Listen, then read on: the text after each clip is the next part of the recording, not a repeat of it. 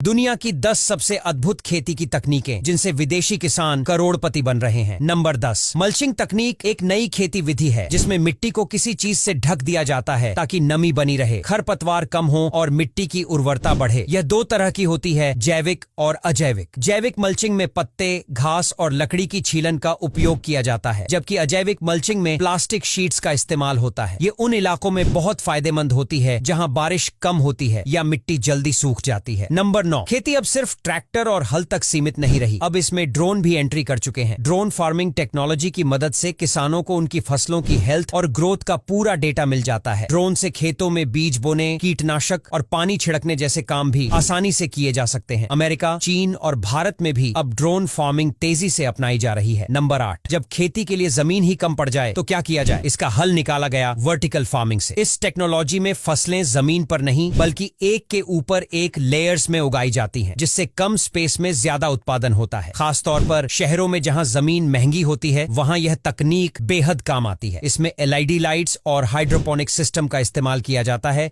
जिससे फसलें बिना मिट्टी के भी ग्रो कर सकती हैं। यह तकनीक जापान, अमेरिका और यूरोप में तेजी से पॉपुलर हो रही है। नंबर 7, पारंपरिक सिंचाई विधियों की दिक्कतों को दूर करने के लिए गन स्प्रिंकलर सिंचाई सिस्टम का उपयोग किया जाता है। इसमें हाई प्रेशर वाटर गन्स होती हैं जो बड़े खेतों में पानी छिड़कने में मदद करती हैं। इसका सबसे बड़ा फायदा यह है कि इससे पानी की बर्बादी कम होती है और फसलों को समान रूप से पानी मिलता है। यह खासकर उन इलाकों में उपयोगी होती है जहां पानी की कमी रहती है। नंबर 6, पहले दूध निकालना एक मेहनत वाला काम था, लेकिन अब दूध निकालने की मशीनों से यह काम आसान और तेज हो गया है। यह मशीनें ऑटोमेटिक तरीके से गायों और भैंसों से दूध निकाल सकती है, वो भी बिना किसी परेशानी के। इसमें सक्शन कप और वैक्यूम प्रेशर का इस्तेमाल होता है, जिससे जानवरों को कोई तकलीफ नहीं होती और दूध भी साफ सुथरा निकलता है। इससे उत्पादकता बढ़ती है और दूध की गुणवत्ता भी बेहतर रहती है। नंबर 5, अब खेतों में इंसानों के साथ साथ रोबोट भी काम करने लगे हैं। रोबोट अब बीज बोने, फसलों की कटाई करने और खरपतवार हटाने जैसे काम कर सकते हैं। जापान और अमेरिका में रोबोट फार्मिंग तेजी से बढ़ रही है। इससे किसानों को कम मेहनत में ज्यादा फायदा मिल रहा है। नंबर 4, अब पारंपरिक ग्रीन हाउस से भी आगे बढ़कर स्मार्ट ग्रीन हाउस की टेक्नोलॉजी आ चुकी है। इसमें सेंसर और कंट्रोल सिस्टम लगे होते हैं जो तापमान, नमी और CO2 लेवल को ऑटोमेटिकली कंट्रोल कर सकते हैं। इससे फसलों की ग्रोथ सही तरीके से होती है और उत्पादन भी ज्यादा होता है। नंबर 3, खेती अब सिर्फ जमीन तक सीमित नहीं रही बल्कि अब पानी में भी खेती की जा रही है। फ्लोटिंग फिश फार्म एक नई तकनीक है जिसमें पानी की सतह पर तैरने वाले प्लेटफॉर्म बनाए जाते हैं जिनमें मछलियों की खेती की जाती है। यह उन तटीय इलाकों के लिए बेहतरीन है जहां जमीन की कमी होती है। इसमें हाई टेक सेंसर और AI की मदद से पानी की गुणवत्ता, तापमान और ऑक्सीजन स्तर को मॉनिटर किया जाता है, जिससे मछलियों की अच्छी ग्रोथ होती है। नंबर 2, अब खेतों में बिजली या डीजल पंप की जरूरत नहीं, क्योंकि सौर ऊर्जा से चलने वाली सिंचाई प्रणाली आ चुकी है। इसमें सोलर पैनल से पानी के पंप चलते हैं, जिससे किसानों का बिजली और डीजल का खर्चा बचता है। खास तौर पर भारत और अफ्रीका के कई देशों में यह तकनीक किसानों के लिए गेम चेंजर साबित हो रही है। नंबर 1, खरपतवार फसलों के लिए बहुत नुकसानदायक होते हैं क्योंकि वे उनके पोषक तत्व खींच लेते हैं। केमिकल का इस्तेमाल करने से मिट्टी और फसलें खराब हो सकती हैं। इसका हल है फ्लेम वीडिंग, जिसमें खरपतवारों को आग से जलाकर खत्म किया जाता है। इसमें एक खास मशीन होती है जो प्रोपेन गैस से आग निकालती है और खरपतवारों को नष्ट कर देती है, लेकिन मिट्टी और फसलें सुरक्षित रहती हैं। यह जैविक खेती के लिए बहुत अच्छी तकनीक मानी जाती है। तो दोस्तों, आज के लिए बस इतना ही। अगर वीडियो अच्छा लगा हो तो लाइक और शेयर करना बिल्कुल भी मत भूलिए।